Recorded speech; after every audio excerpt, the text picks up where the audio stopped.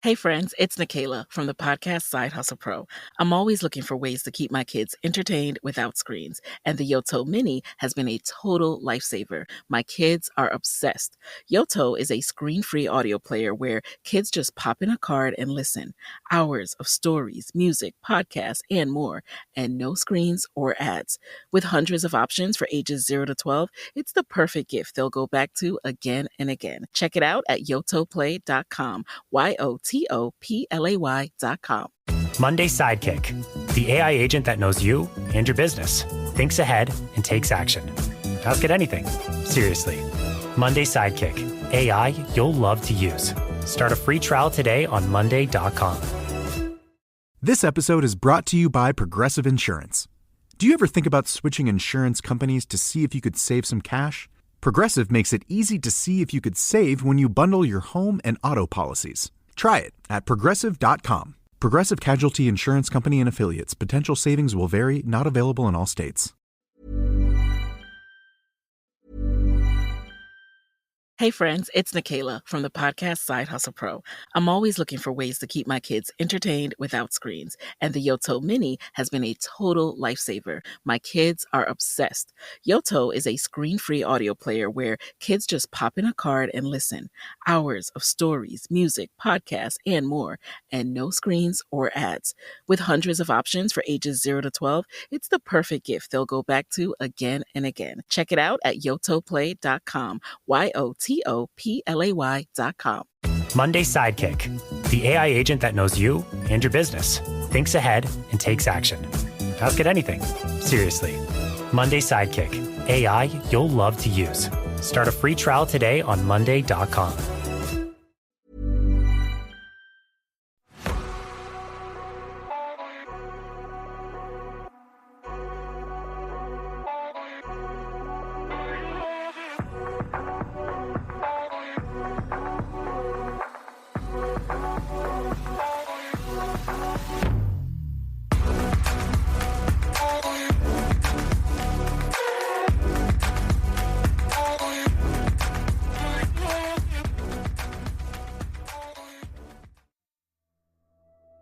Hello, I'm Sarah. I'm Toby. And welcome to day 18 of 31 days of Halloween. I've got 3 spooky stories to share today. Before I start though, I just want to give a quick trigger warning that there is mention of suicide in the first story. So if you've got little ones, you may want to listen through first. It's nothing graphic, as always. Are you ready for the first story? Yes, I am. When I was younger, I used to spend a month or so every summer with my grandparents. I'm sure this was an excuse for my mum and dad to get some much needed alone time. But be that as it may, I always remember looking forward to the visit. I'd spend my days playing board games and watching game shows or baseball games with my grandpa, who would sometimes take me out into the woods, out behind their house, to follow game trails or try to photograph the wildlife. My grandmother spent most of her time in her garden. She'd come in as it got dark and watch lovingly as Grandpa and I played Uno or Yahtzee. Those summer visits were always very relaxing, and I enjoyed them very much. The summer that I turned 7, things changed. My grandpa sort of withdrew from me and my grandma. It didn't seem like a big deal at first.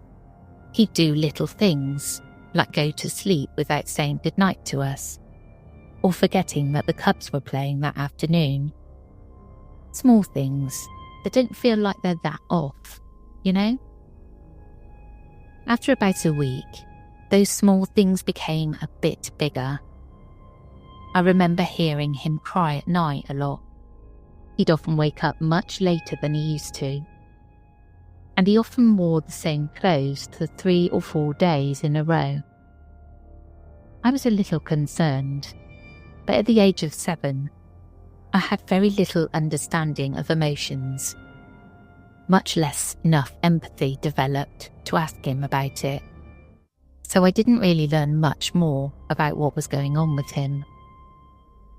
My grandmother often appeared concerned, but also didn't say anything. She'd just sit beside me on the couch, wordlessly place her hand on mine and smile softly. Just letting me know that everything was okay, I suppose. She'd always been good at that. The third week into my visit, I awoke one night to strange noises. I slowly crept out of my room and saw my grandpa standing in the hall, staring at pictures of him and Grandma. He had a bottle in one hand, which I can now identify as whiskey, that he was taking large gulps from.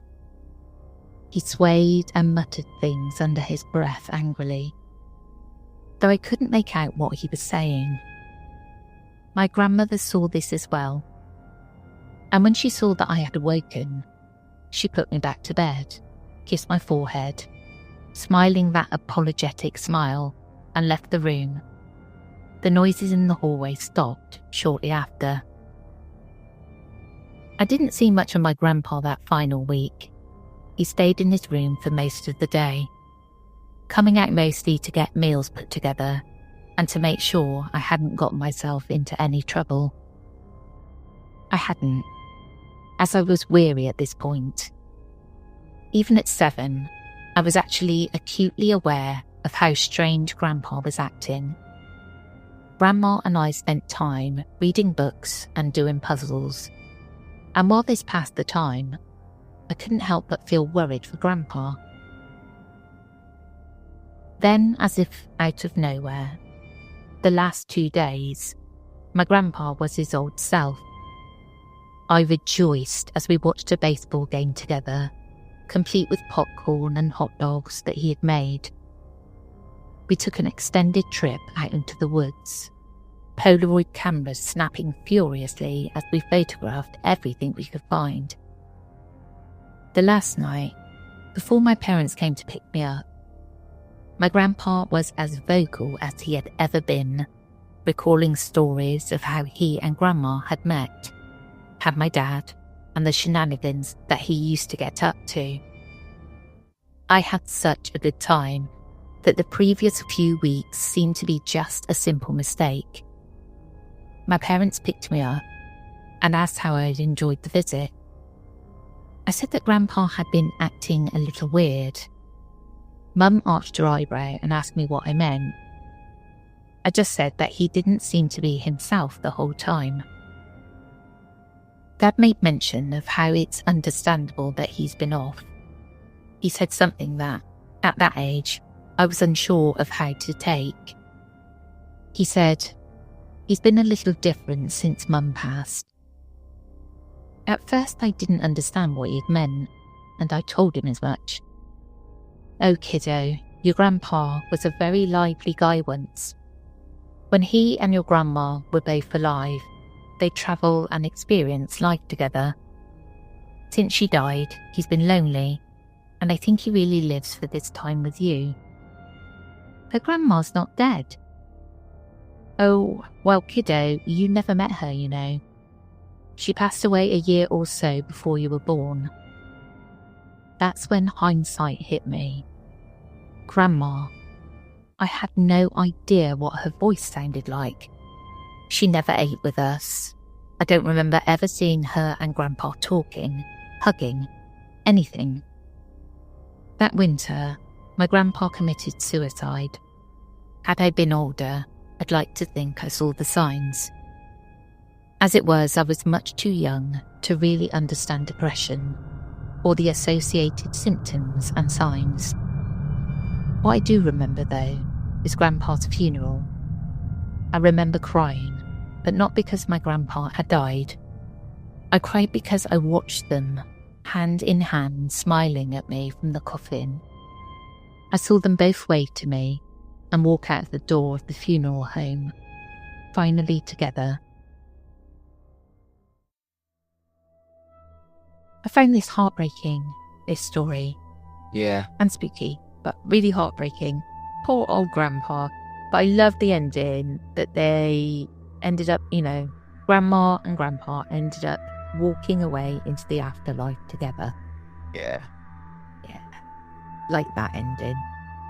Are you ready for the second story? Yes, I am.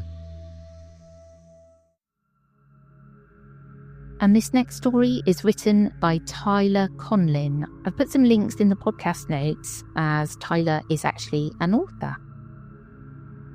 I think I left my shower running. I'm writing this at 4:47 a.m. because I can't go back to sleep. Hell, I don't even think I'll ever sleep again. Not after what I just saw, or what I think I saw. I'm honestly not sure anymore. Let me start from the beginning, because maybe if I write this all down, it'll make sense. Yesterday was one of those days that just beats the heck out of you. Double shift at the warehouse, my supervisor breathing down my neck about quotas, and my back screaming from lifting boxes for 12 hours straight. All I wanted when I got home was a hot shower and my bed. I turned the water on and sat on the edge of my mattress while it heated up. Just for a second, I told myself, just until the steam starts fogging the mirror. The next thing I knew, I was waking up to the sound of running water.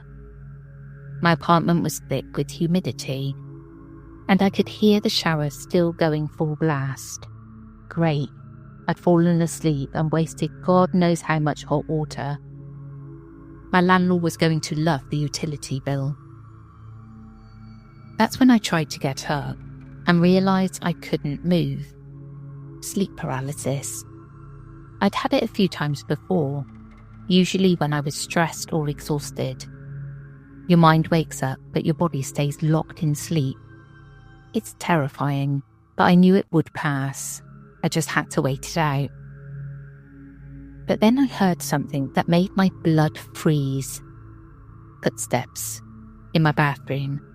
Heavy, wet footsteps slapping against the tile. A voice echoed from behind the shower curtain, distorted by the water and steam. I can't get clean. The footsteps stopped. Then, suddenly, the shower curtain was ripped aside and someone stumbled out of my bathroom. I wanted to scream, but my paralysis held me prisoner. All I could do was watch as this thing stood dripping in my doorway. It looked like a man, but wrong. His skin was grey and slimy, covered in what looked like pond scum. Dark patches of mould spread across his arms and chest like bruises. Water poured off him in sheets, pooling at his feet. "I can't get clean," he screamed, his voice raw and desperate. He stumbled back into the bathroom, and I heard him climb back into the shower. The water changed pitch as the body moved under the stream. This happened again and again. Each time he emerged, he looked worse. The scum grew thicker, barnacles began sprouting from his shoulders and neck like grotesque jewellery. His skin took on a greenish tint, and something that looked suspiciously like seaweed hung from his hair. "I can't get clean," he'd mutter, quieter now, defeated. Then louder, "I can't get clean." I lost count of how many times he repeated this ritual. My paralysis held me captive as this nightmare played out in my bathroom. The humidity in my apartment became suffocating. The sound of running water mixed with his desperate sobs until I thought I might go insane. Then everything went black. When I came to, he was standing over my bed. His face was inches from mine, if you could call it a face. Barnacles had claimed his left cheek. Something green and slimy dripped from his mouth onto my pillow. His eyes, bloodshot and wild, stared directly into mine. "I can't get clean," he shrieked. The shock broke my paralysis. I jolted awake, gasping and shaking. My room was dark and quiet. No mouldy man, just me, soaked in sweat, heart pounding against my ribs. Sleep paralysis. It had to be. The most vivid, terrifying episode I'd ever experienced, but just a hallucination brought on by stress and exhaustion. I laughed shakily, running my hands through my damp hair. That's when I noticed my apartment was still humid. I looked toward my bathroom and my veins ran cold. There, leading from my bedroom to the bathroom, was a trail of wet footprints. And from behind my closed bathroom door, I could hear the unmistakable sound of running water. I'm sitting in my car now, parked outside a 24-hour diner, writing this on my phone. I grabbed my keys and ran. I couldn't bring myself to open that bathroom door. I don't know what to do. I can't go back there. I can't go back there. But I also can't afford to find a new place. And who would believe this story anyway? Has anyone else experienced something like this? I keep telling myself it was just a nightmare. But those footprints, they were real. I don't think I'm ever going home. But my rear view mirror is starting to fog up. Now this is something that I've never heard of. A man in the shower with barnacles. I wonder if it's somebody like a drowned victim, and he's like manifesting through the water. Maybe he was murdered and sort of dumped in the water. Or is it some kind of demonic force manifesting as a drowned man with barnacles? Either way, it's true. It is a mystery and something I've never heard of before, but I liked it. Are you ready for the third story? Yes, I am. Blurry-faced boy that I've seen twice. Any ideas what it could be? I was maybe 11 years old. It was summer, so my brother, he was about 13, and I were home alone. It was approaching mid-morning, and I was still asleep when something suddenly woke me up. I raised my head and saw a boy that looked just like my brother. Short dark hair, red shirt, clearly a young boy, standing in my doorframe. As soon as I spotted him, he darted away. His face was blurry, but I have bad eyesight, and obviously didn't have my glasses on, because I had just literally woken up. So I kind of just grumbled to myself and got up. I went downstairs to hang out with my brother. About an hour later, and I asked why he had woken me up. But he swore up and down that he had no idea what I was talking about. He is a notoriously terrible liar. His eyes sparkle mischievously when he lies, and terrified of anything paranormal. So I believed him and kind of just didn't know what to make of it. Second sighting. I was 21. I was at my workplace, a secular preschool located in the basement of a big old church. Not unusual if you know anything about New England. We were months and months into the school year. We had our routines. I was comfy with the building, and I knew the kids' personalities well. I was at the sink in the bathroom, down the hall and around a corner from the classroom, with 3 boys. One boy, we'll call him T, had finished washing his hands and was waiting up against the wall with the other 2 boys, W and G, to finish washing their hands. T was a very, very sweet, innocent kid. Not a sly, mischievous bone in his body. He once burst into tears when another child joked that the amount of snow we'd gotten overnight was going to cover the whole school because, and I quote, while sobbing, "I love school and I don't want it to go away." I was only watching him out of the corner of my eye because W and G were very playful and also BFFs, and they were needing most of my attention, and lots of prompting to finish washing their hands. Out of the corner of my eye, I see T haul ass around the corner and back toward the classroom. His short blonde hair, his red shirt, and his blurry face. I assume it looked that way because, I don't know, he was moving at a high speed in my periphery, sprinting full tilt away from me. I call out after him and run up to the corner and look around. Couldn't go further because I needed to keep W and G in my sight, knowing I would see him in the very long hallway. But the hall is empty. There's no way he could have gotten to the end of the hall and back into the classroom yet. I start panicking. I know I can't go looking for him until I get the other boys back in the classroom. So I run back into the washroom to grab them. But then T emerges from a toilet stall that was in the opposite direction than the one blurry face ran.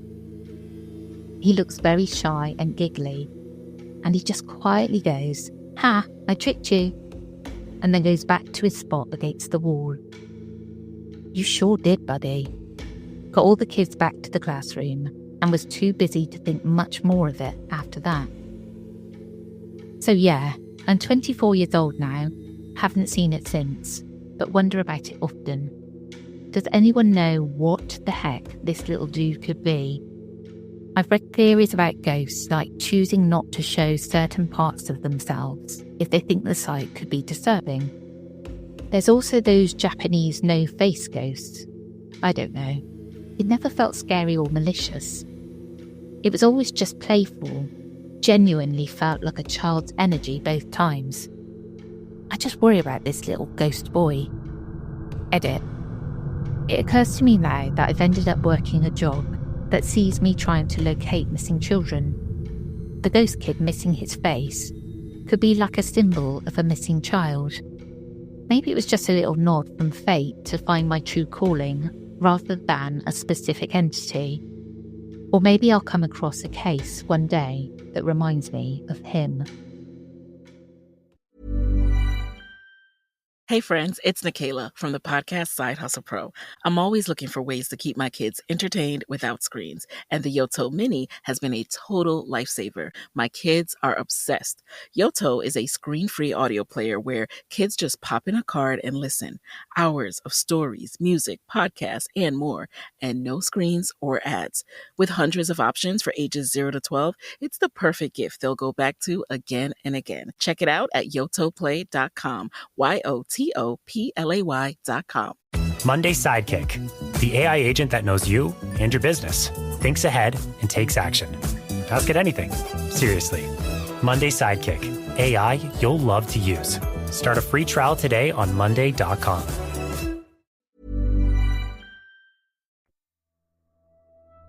This one was spooky.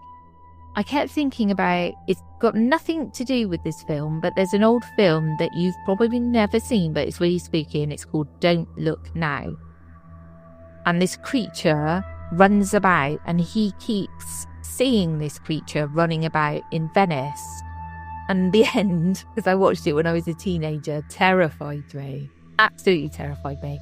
When this thing, whatever it was he was chasing around, he thought it was his daughter, pretty sure. It turns around and wow, that made my heart go. That movie. I don't think I've seen it. No, it's an old one, 70s I think, and yeah. But the older movies are more scary. They are, and it really freaked me out. I'd love to know if anybody else has seen it. Let me know if you have and what you thought about it.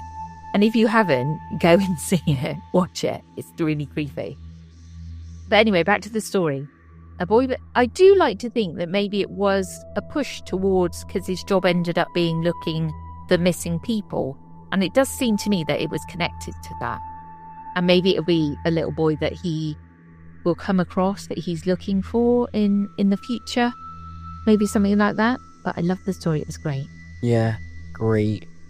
That's in this episode. I hope you enjoyed, and we'll catch up with you again soon. We will.